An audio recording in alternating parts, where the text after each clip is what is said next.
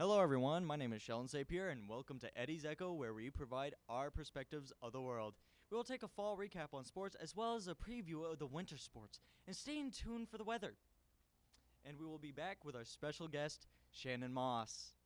Excuse me, miss, for the Christmas spirit, what is your favorite Christmas carol or movie? Elf. Excuse me, sir, what is your favorite Christmas carol or movie? Oh, my favorite Christmas movie is A Christmas Story. Excuse me, miss, what is your favorite Christmas dessert? My favorite Christmas dessert, I would have to say, would be the Yule log. Excuse me, miss, what's your favorite Christmas tradition? Oh, my favorite Christmas tradition is going around and seeing all the Christmas lights on houses.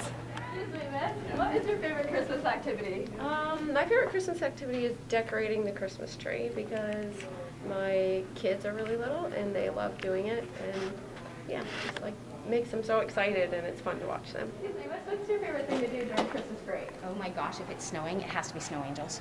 I love snow angels so much. Excuse me, miss, what is your favorite Christmas memory? Oh, let me think. One of my favorite Christmas memories is I came from a big family. We had 6 kids in my family, and within 8 years, a good Irish Catholic family. And one year, I believe I was maybe 8, Santa used to bring presents to us, and when we come down in the morning, we'd have piles of presents, and they were numbered 1 through 6. So my brother was number 1, I was number 2, blah, blah, blah, down the road. So when we finished opening all our presents, and then all of a sudden our parents came out and they go, oh yeah, we got one more thing. And they brought in a box, and out pops a little St. Bernard puppy. He was so cute, and we named him St. Nick. That's my favorite Christmas memory. Excuse me, miss, what is your favorite Christmas food? I really like spiral ham. Excuse me, miss, what is your favorite thing to do during Christmas? My favorite thing to do is bake because I don't have to work at school, so I have all the time in the world to bake. Would love it. What's your favorite thing to bake? Ooh, I've got chocolate cherry bonbons. I love snickerdoodles, and I make a mean oatmeal carmelita. Hi, I'm Ava Kimball here with Eddie's Echo TV, and I'm here to talk with Braden Bashaw about his fundraising with Make-A-Wish. So, Braden, what made you start the fundraiser, and what kept you going back 7 years since? So when I was 9, I got $20 from my elf on the shelf, and I was told to pay it forward.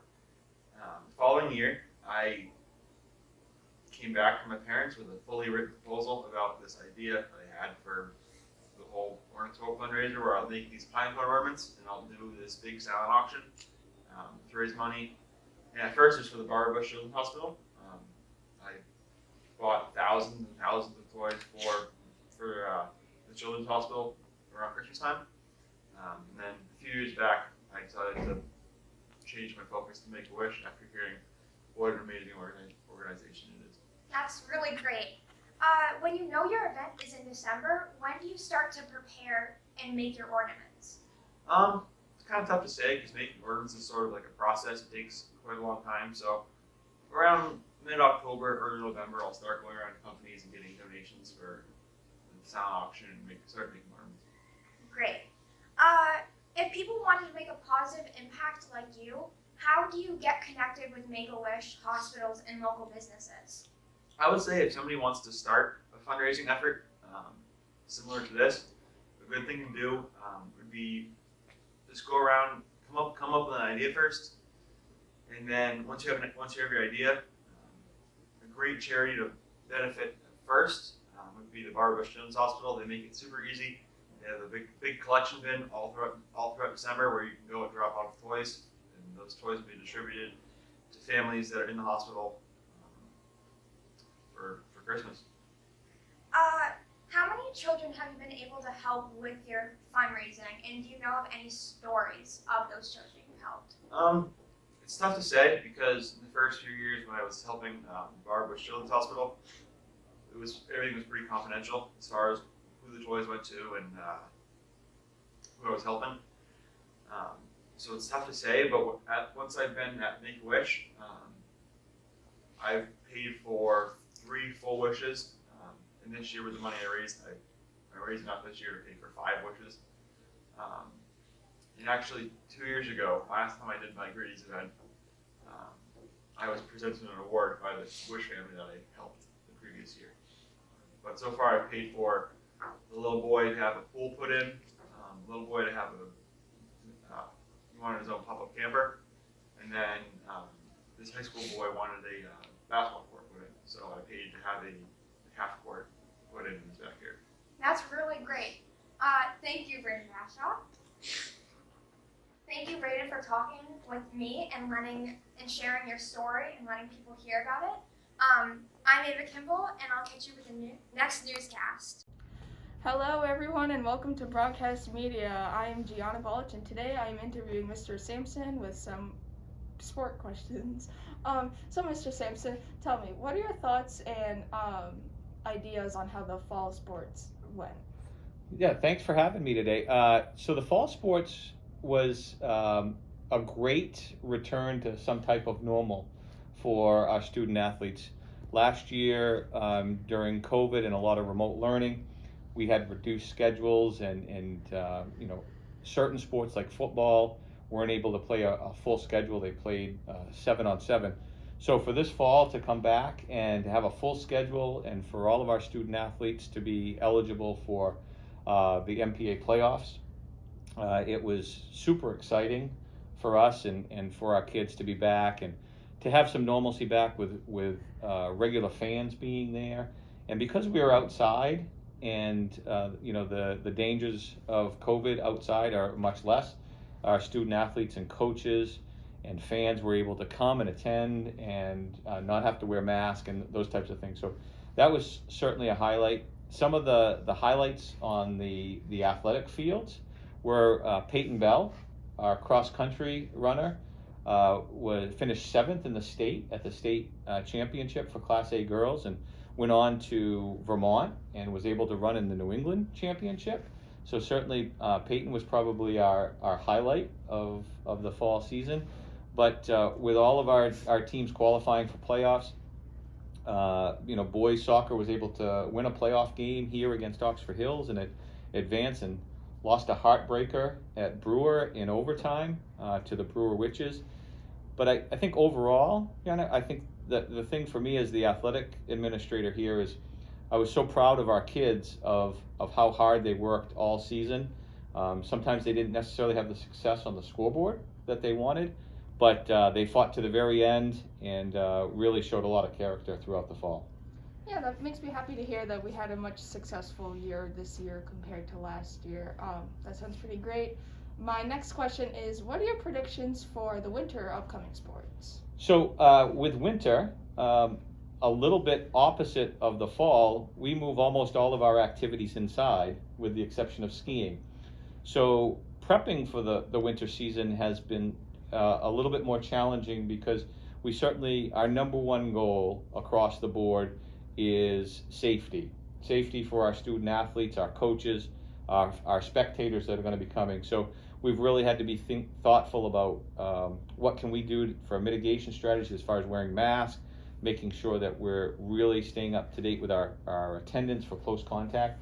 So moving inside has created some challenges on that side. But as far as predictions, I know there's a lot of excitement in our community right now. We have some talented athletes in the winter season. I know that our Nordic ski team, our boys Nordic ski team, did very well last year, won the KVACs, and we have a lot of those students back. There's a lot of excitement with our cheer program. We have some new coaching staff members, and there's some excitement with the girls.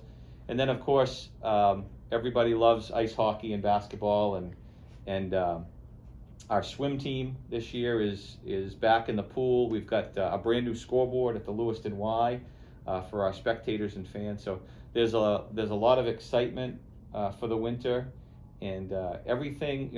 All the teams are in preseason mode right now, getting ready. And next Friday, December 10th, is the day that all the games and matches start to count. So we're excited for that day to come. Oh, I'm excited too. Thank you, Mr. Sampson. Thank you very much. Nice. And tune in next time for Eddie's Echo. I am your host, Gianna Balich.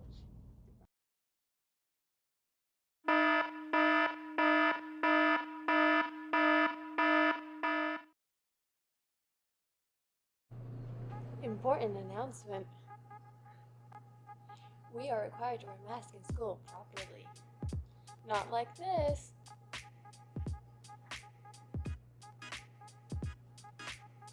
Like this.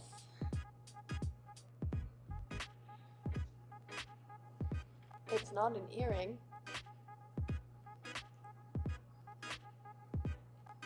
It's a mask.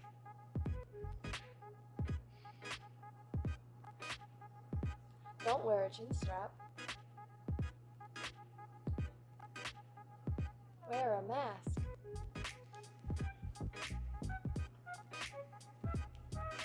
Did you lose your mask or break it? Stop by the health center for a new one. They have plenty.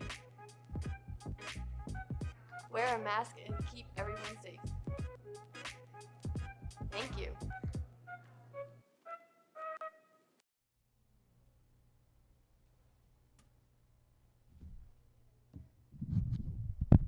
Hello everyone, welcome to your very nice weather. Today we're going to have 22 in the morning, and yeah, the sun's looking pretty shy this week, as you can see. Seems to be playing a bit of peekaboo. It's going to be 27 in the afternoon, so it's pretty decent. It's going to be snowing on Tuesday though. You might want to get ready for some skiing or like ice rinks. I don't know, man. Ice skating. It's going to be 22 in the morning, 33 in the afternoon. And yeah, this one's playing a bit shy again. It's going to be 18 in the morning, 28 in the afternoon.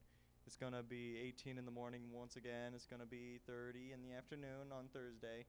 And Friday, we're going to have Christmas, right? And it's going to be a nice 22 with a 29 in the afternoon.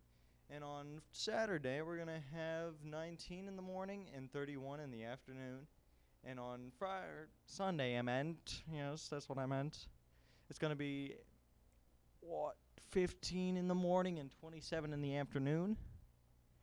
And we'll see you in the next room. Hello, Eddies. I am Gianna Balch.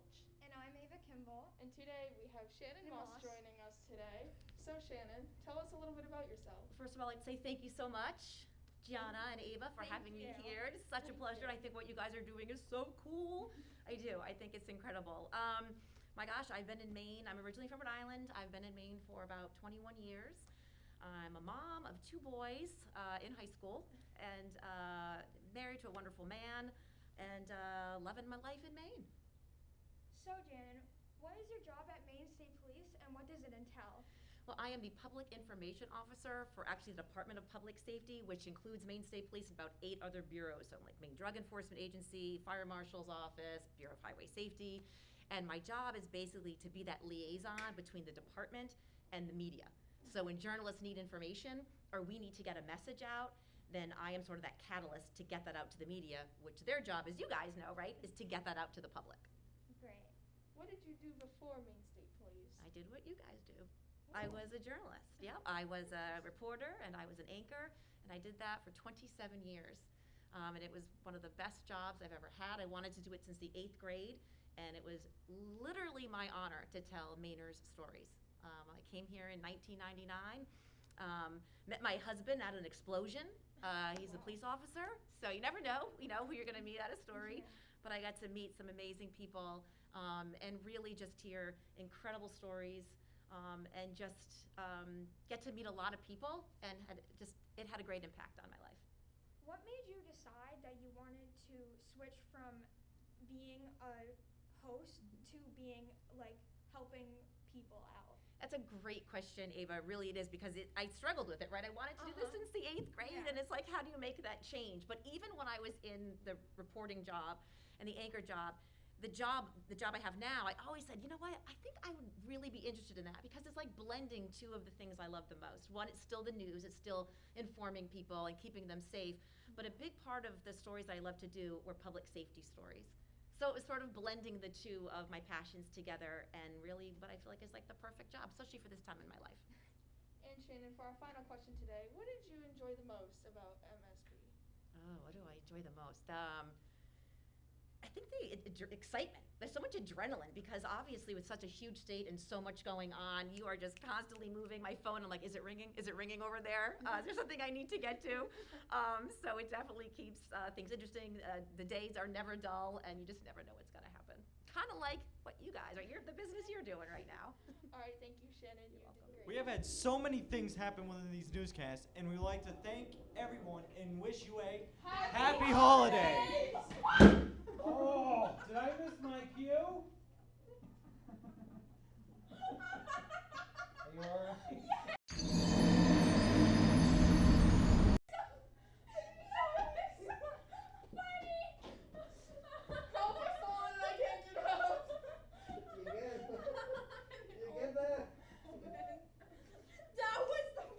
So, we have some dead people on set. Yeah, we just got a late breaking story here. Because of our hijinks, we've got a casualty. Wait, who zoomed in the camera? People are gonna be like, what's all the screaming next door, bro? Can we please see that? Let's take a peek. Who zoomed in the camera?